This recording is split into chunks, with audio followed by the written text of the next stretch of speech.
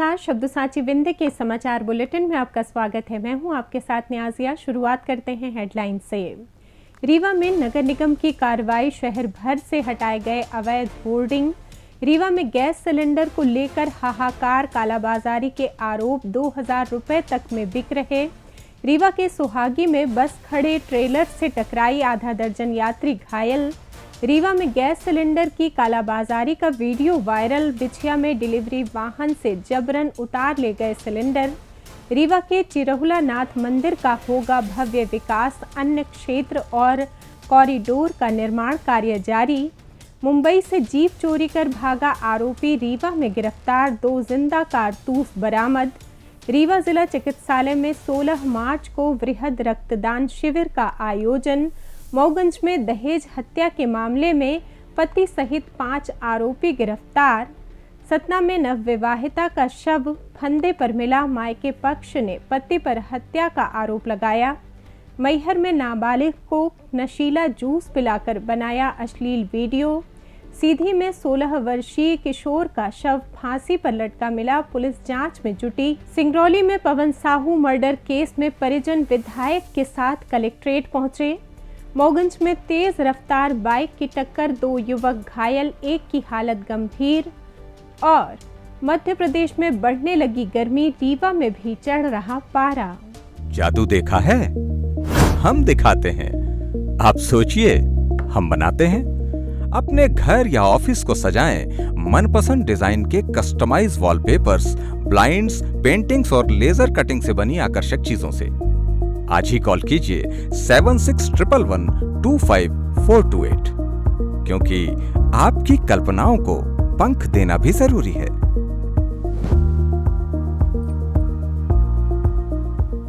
अब खबरें विस्तार से। रीवा शहर में नगर निगम द्वारा गुरुवार को अवैध होर्डिंग के खिलाफ अभियान चलाया गया। इस दौरान निगम की टीम ने शहर के विभिन्न स्थानों पर लगे अवैध होर्डिंग हटाने की कार्रवाई की। कार्रवाई के दौरान कुछ स्थानों पर टीम को विरोध का भी सामना करना पड़ा। हालांकि नगर निगम ने अभियान जारी रखते हुए कई होर्डिंग हटाए। निगम अधिकारियों का कहना है कि शहर को व्यवस्थित और सुरक्षित बनाने के लिए अवैध होर्डिंग के खिलाफ ये कार्रवाई आगे भी जारी रहेगी। रीवा शहर में इन दिनों घरेलू गैस सिलेंडर की किल्लत से लोग परेशान हैं और कई गैस एजेंसियों के बाहर सुबह से ही लंबी लाइनें लग रही हैं।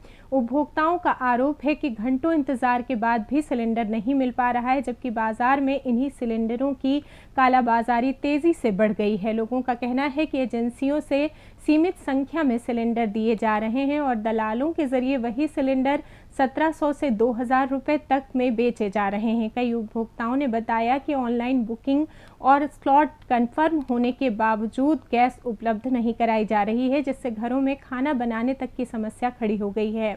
वहीं प्रशासन का कहना है कि अंतर्राष्ट्रीय परिस्थितियों के कारण केवल कमर्शियल गैस सिलेंडर की आपूर्ति प्रभावित हुई है। घरेलू सिलेंडर की सप्लाई सामान्य है, लेकिन जमीनी स्थिति इससे अलग नजर आ रही है। परेशान उपभोक्ताओं ने प्रशासन से कालाबाजारी पर सख्त कार्रवाई और एजेंसियों में पर्याप्त सिलेंडर उपलब्ध कराने की मांग की है। मामले को देखते हुए एसडीएम हुजूर डॉक्टर अनुराग तिवारी ने नागरिकों से अपील की है कि किसी भी तरह की घबराहट ना फैलाएं, क्योंकि गोदामों में पर्याप्त स्टॉक उपलब्ध है और आने वाले दिनों में स्थिति सामान्य होने की उम्मीद है।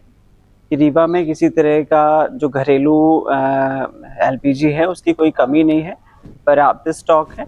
जो पोर्टल का इशू फिलहाल था, मतलब जो सर्वर था वो डाउन था और कुछ लोग जो कॉल करते हैं बुकिंग कराने के लिए वो कॉल कर पा रहे थे, लेकिन ओटीपी उनके पास जो यूनिक कोड आता है वो नहीं आ पा रहा था।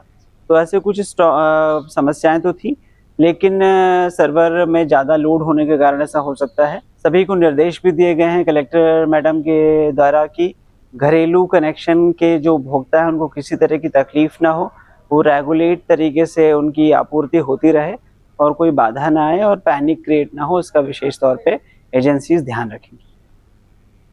रीवा जिले के सुहागी थाना क्षेत्र में नेशनल हाईवे 30 पर गुरुवार सुबह करीब 4 बजे एक भीषण सड़क हादसा हो गया, जब छत्तीसगढ़ से लखनऊ जा रही एक यात्री बस ने हाईवे पर खड़े गिट्टी से लोडेड ट्रेलर के पीछे जोरदार टक्कर मार दी। टक्कर इतनी तेज थी कि बस का अगला हिस्सा बुरी तरह क्षतिग्रस्त हो गया और बस में सवार यात्रियों में अफरा तफरी मच गई। हादसे में करीब आधा दर्जन यात्री घायल हो गए। सूचना मिलते ही सुहागी थाना पुलिस मौके पर पहुंची और स्थानीय लोगों की मदद से घायलों को निकालकर नजदीकी अस्पताल पहुंचाया, जहां उनका इलाज जारी है। प्रारंभिक जांच में पुलिस का मानना है कि बस चालक को झपकी आने के कारण वाहन अनियंत्रित हो गया और खड़े ट्रेलर से जा टकराया। पुलिस ने मामला दर्ज कर जांच शुरू कर दी है। मऊगंज के नईगढ़ी मार्ग पर महावीरपुर गांव के पास गुरुवार दोपहर तेज रफ्तार बाइक की टक्कर से 2 युवक घायल हो गए, जिनमें एक की हालत गंभीर बताई जा रही है। जानकारी के अनुसार चरैया निवासी रामजतन सोंधिया और सुकली निवासी राम बहादुर सोंधिया नईगढ़ी बाजार से अपने घर लौट रहे थे। तभी विपरीत दिशा से आ रही तेज रफ्तार बाइक के चालक ने लापरवाही से उनकी बाइक को टक्कर मार दी। टक्कर इतनी जोरदार थी कि दोनों युवक सड़क पर गिरकर घायल हो गए। मौके पर मौजूद ग्रामीणों ने तत्परता दिखाते हुए दोनों को एम्बुलेंस की मदद से नईगढ़ी के सामुदायिक स्वास्थ्य केंद्र पहुंचाया, जहां चिकित्सकों की निगरानी में उनका उपचार जारी है। डॉक्टरों के अनुसार दोनों के पैरों में चोटें आई हैं, जिनमें रामजतन सोंधिया की हालत गंभीर बताई जा रही है। हादसे के बाद दूसरा बाइक चालक मौके से फरार हो गया, जिसकी तलाश पुलिस कर रही है। रीवा शहर में गैस सिलेंडरों की कमी के बीच कालाबाजारी का एक वीडियो तेजी से वायरल हो रहा है। वीडियो में पुष्कर गैस एजेंसी के कर्मचारियों पर घरेलू गैस सिलेंडर को व्यावसायिक प्रतिष्ठानों में पहुंचाने का आरोप लगाया गया है। बताया जा रहा है कि ताला हाउस क्षेत्र में संचालित रेन फॉरेस्ट बेकरी दुकान में घरेलू गैस सिलेंडर की डिलीवरी की जा रही थी, जिससे लोगों में नाराजगी बढ़ गई है, क्योंकि इन दिनों आम उपभोक्ता गैस की कमी से परेशान हैं। वहीं शहर के बिछिया क्षेत्र में गैस डिलीवरी वाहन से जबरन सिलेंडर उतार कर ले जाने की घटना भी सामने आई है। जानकारी के अनुसार पुराने बिछिया थाना के पास लगभग 20 से 22 अज्ञात लोग डिलीवरी वाहन से भरे हुए सिलेंडर जबरन उतार कर ले गए।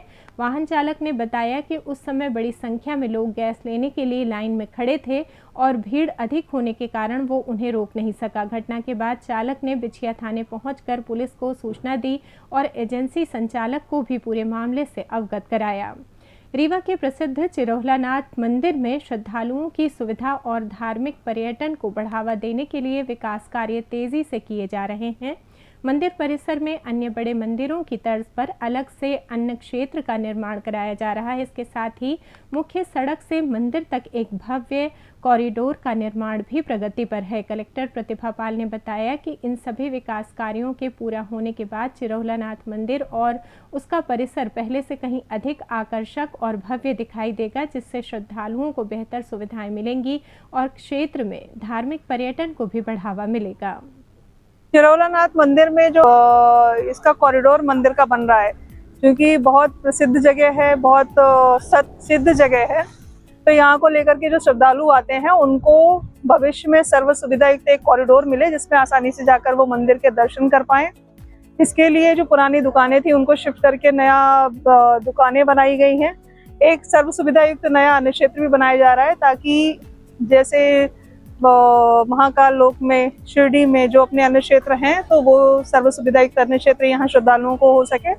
साथ ही पार्किंग और मंदिर में भी एक बड़ा कॉम्प्लेक्स का निर्माण कराया जा रहा है, ताकि मंदिर में भी जो मानस इत्यादि पाठ होते हैं वो आसानी से हो और सुविधा के साथ में हो। अधिकतर जो श्रद्धालु अभी आते हैं वो दाएं बाएं बैठ करके पाठ करते हैं, तो वो भली प्रकार से पाठ कर सकते हैं।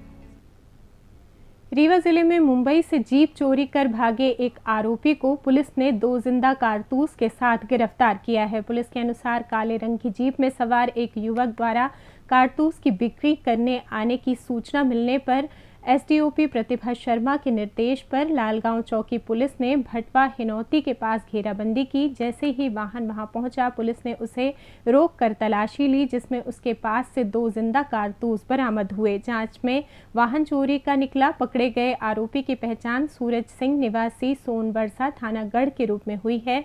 पूछताछ में सामने आया कि आरोपी मुंबई में रहकर कैब चलाता था और महाराष्ट्र के पनवेल क्षेत्र से एक थार गाड़ी चोरी कर रीवा पहुंचा था। इसके बाद वो उसी वाहन से उत्तर प्रदेश के बांदा गया, जहां से 2 जिंदा कारतूस खरीदकर गढ़ थाना क्षेत्र में बेचने के लिए आया था। पुलिस ने आरोपी के खिलाफ शस्त्र अधिनियम के तहत मामला दर्ज कर लिया है और उससे पूछताछ की जा रही है। आरोपी के पास से 3 मोबाइल फोन भी मिले हैं, जिनकी जांच की जा रही है। पुलिस के अनुसार आरोपी महाराष्ट्र में मादक पदार्थ अधिनियम के एक मामले में भी फरार चल रहा था। वाहन पर नंबर प्लेट नहीं होने के कारण उसके संबंध में भी विस्तृत जांच की जा रही है। मोहगंज जिले में नवविवाहिता की संदिग्ध मौत के मामले में पुलिस ने दहेज हत्या का मामला दर्ज कर पति सहित ससुराल पक्ष के 5 लोगों को गिरफ्तार किया है। मृतका कुंती केवट निवासी हर्रई मुढ़ान की शादी को मात्र 9 माह हुए थे और 23 फरवरी 2026 को उसकी संदिग्ध परिस्थितियों में मृत्यु हो गई थी। विवाह के 7 वर्ष के भीतर मौत होने के कारण अनुविभागीय अधिकारी द्वारा मर्ग जांच कराई गई, जिसमें मायके पक्ष के बयान और साक्ष्यों के आधार पर दहेज प्रताड़ना की पुष्टि हुई। मृतका के परिजनों ने आरोप लगाया है कि पति कुशल केवट, ससुर राम सजीवन, सास कमलेश्वती, जेठ लवकुश और जेठानी गीता दहेज में मोटरसाइकिल की मांग को लेकर कुंती को लगातार मानसिक और शारीरिक रूप से प्रताड़ित करते थे। वहीं ससुर पर अशोभनीय हरकतों के भी गंभीर आरोप लगाए गए हैं। पुलिस अधीक्षक के निर्देशन में जांच और शव परीक्षण रिपोर्ट के आधार पर पुलिस ने मामला दर्ज किया। एसडीओपी सची पाठक के नेतृत्व में पुलिस टीम ने सभी 5 आरोपियों को गिरफ्तार कर न्यायालय में पेश किया, जहां से उन्हें जेल भेज दिया गया। रीवा में आगामी 16 मार्च को वृहद रक्तदान शिविर का आयोजन किया जाएगा। ये शिविर कुशाभाऊ ठाकरे जिला चिकित्सालय रीवा में आयोजित किया जा रहा है, जिसमें आम नागरिकों से बढ़ चढ़कर रक्तदान करने की अपील की गई है। कलेक्टर प्रतिभा पाल ने कहा कि रक्तदान एक महान कार्य है और हमारे द्वारा किया गया रक्तदान जरूरतमंद मरीजों की जान बचा सकता है। उन्होंने जिले के नागरिकों, सामाजिक संगठनों, युवाओं और स्वयंसेवी संस्थाओं से अधिक संख्या में शिविर में पहुंचकर रक्तदान करने की अपील की है। जिले में 16 मार्च के दिन अपने जिला अस्पताल में एक महत्वपूर्ण रक्तदान शिविर का आयोजन होने जा रहा है। इस आयोजन में विभिन्न शैक्षणिक संस्थान, विभिन्न एनजीओ, स्वयंसेवी संस्थाएं एवं शहर के जो गणमान्य नागरिक हैं वो रक्तदान के लिए इस शिविर में सहभागिता करेंगे। इस शिविर के लिए चूँकि अपने यहाँ डिस्ट्रिक्ट अस्पताल जो अपना जिला अस्पताल है, अपना मेडिकल कॉलेज और रेड क्रॉस, यहाँ पर ब्लड को रखने की अपने पास पर्याप्त व्यवस्था है और इसके माध्यम से गर्भवती माताओं को जो सीवियर एनीमिक है एवं अन्य महत्वपूर्ण और गंभीर बीमारियों में जो मरीज रहते हैं उनको निःशुल्क रक्तदान के माध्यम से निःशुल्क रक्त प्रदाय किया जाता है। इसलिए मैं ये सभी लोगों से अपील करना चाहूँगी कि इस जो रक्तदान शिविर 16 तारीख को जिला अस्पताल में है उसमें सभी लोग बढ़ चढ़कर हिस्सा लें और अपना योगदान अवश्य दें। मैहर जिले के अमरपाटन थाना क्षेत्र में नाबालिग छात्रा के साथ धोखे और ब्लैकमेलिंग का गंभीर मामला सामने आया है। पुलिस के अनुसार 12वीं कक्षा में पढ़ने वाली छात्रा की सोशल मीडिया पर एक युवक से बातचीत शुरू हुई, जिसने अपना नाम शिवाय सिंह रघुवंशी बताकर खुद को कई शहरों में होटल रेस्टोरेंट का मालिक बताया था। बातचीत के दौरान उसने छात्रा को मिलने के लिए बुलाया और नशीला जूस पिलाकर बेहोश कर दिया, जिसके बाद उसे रीवा के एक होटल में ले जाकर आपत्तिजनक वीडियो बना लिया। आरोपी ने वीडियो वायरल करने की धमकी देकर छात्रा पर घर से 25 लाख रुपए लाने का दबाव बनाया। डर के कारण छात्रा ने घर से करीब 5 लाख रुपए के गहने निकालकर आरोपी को दे दिए। बाद में आरोपियों ने दोबारा नशीला पदार्थ खिलाकर उसके साथ अश्लील हरकतें की और रात में गांव के बाहर छोड़कर उसका फोन भी छीन लिया। घटना के बाद पीड़िता ने परिजनों को पूरी जानकारी दी, जिसके बाद 11 मार्च को परिजन थाने पहुंचे और शिकायत दर्ज कराई। अमरपाटन पुलिस ने शिवाय सिंह रघुवंशी सहित 4 आरोपियों के खिलाफ विभिन्न धाराओं और पॉक्सो अधिनियम के तहत मामला दर्ज कर जांच शुरू कर दी है। सतना शहर के उतैली मोहल्ले में 26 वर्षीय नवविवाहिता प्रांशु मिश्रा का शव बुधवार शाम घर में फंदे पर लटका मिला। सूचना मिलते ही कोलगवां थाना पुलिस मौके पर पहुंची और शव को पोस्टमार्टम के लिए जिला अस्पताल भेज दिया। गुरुवार को पोस्टमार्टम के बाद शव परिजनों को सौंप दिया गया। मृतका की शादी 23 मई 2023 को मनोज मिश्रा से हुई थी और उनकी 2 माह की एक बेटी भी है। मायके पक्ष ने आरोप लगाया है कि पति मनोज मिश्रा ने गला दबाकर प्रांशु की हत्या की है। परिजनों के अनुसार घटना से लगभग 1 घंटे पहले प्रांशु की अपने पिता से फ़ोन पर बात हुई थी, जिसमें उसने बताया था कि पति बैंक से पैसे निकालने के लिए OTP मांग रहा था और OTP ना देने पर दोनों के बीच विवाद हो गया था। परिजनों का ये भी आरोप है कि मनोज कोई स्थायी काम नहीं करता था और नशे की हालत में अक्सर घर में विवाद करता था। फिलहाल पुलिस परिजनों के बयान के आधार पर मामले की जांच कर रही है और आसपास के लोगों से भी पूछताछ की जा रही है। सिंगरौली के मोरवा थाना क्षेत्र में 15 वर्षीय पवन साहू हत्याकांड को लेकर गुरुवार को नया घटनाक्रम सामने आया, जब मृतक के परिजन विधायक रामनिवास शाह के साथ कलेक्टर से मिले और मामले में निष्पक्ष जांच व कड़ी कार्रवाई की मांग की। बैढ़न स्थित ट्रॉमा सेंटर में पवन साहू के शव का पोस्टमार्टम कराया गया, जबकि बुधवार को मोरवा चितरंगी मार्ग पर झाड़ियों में शव मिलने के बाद इलाके में तनाव फैल गया था और एहतियातन कलेक्ट्रेट व SP कार्यालय के बाहर भारी पुलिस बल तैनात किया गया। जानकारी के अनुसार पवन 9 मार्च की रात करीब 9 बजे घर से चाचा की पार्टी में जाने के लिए निकला था, लेकिन वहां नहीं पहुंचा और रात करीब 12 बजे उसका मोबाइल भी बंद हो गया। परिजनों ने इरशाद खान और सुधांशु गुप्ता पर संदेह जताते हुए बताया कि होली के दिन रंग लगाने को लेकर विवाद हुआ था और पवन को धमकी भी दी गई थी। शव मिलने के बाद आक्रोशित लोगों ने थाने के सामने प्रदर्शन और पथराव किया। स्थिति बिगड़ने पर पुलिस को आंसू गैस के गोले छोड़ने पड़े तथा कुछ वाहनों में तोड़फोड़ और एक आरोपी की गाड़ी को आग लगा दी गई। पुलिस ने दोनों मुख्य आरोपियों को गिरफ्तार कर लिया है, जबकि SDM सुरेश जाधव के अनुसार कलेक्टर ने मामले में निष्पक्ष जांच का आश्वासन दिया है और फिलहाल स्थिति नियंत्रण में है।